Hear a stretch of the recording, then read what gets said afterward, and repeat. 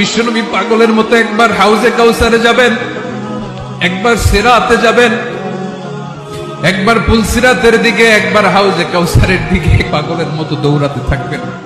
তার কোন গুনাহগার উম্মত যাতে জাহান্নামে ঢুকে না যায়, সেদিন কেউ সুপারিশ করতে পারবে না বিশ্বনবী ছাড়া। এজন্য ৫ নম্বর আল্লাহ বললেন, মান যাল্লাযী ইয়াশফাউ ইনদাহু ইল্লা বিইযনিহি। কার সাহস আছে, কার এত বড় বুকের পাটা কিয়ামতের কঠিন দিন আল্লাহর সামনে দাঁড়িয়ে সুপারিশ করবে? কারো ক্ষমতা, কারো ক্ষমতা নাই। বিশ্বনবী সেদিন সিজদায় পড়ে উম্মতের জন্য কাঁদবেন, সবাই কাঁদবে, নফসি নফসি, আল্লাহ আমারে বাঁচাও, আল্লাহ আমারে বাঁচাও। বিশ্বনবী বলবেন, উম্মতি উম্মতি। বিশ্বনবী আমার জন্য কাঁদবেন, আপনার জন্য কাঁদবেন।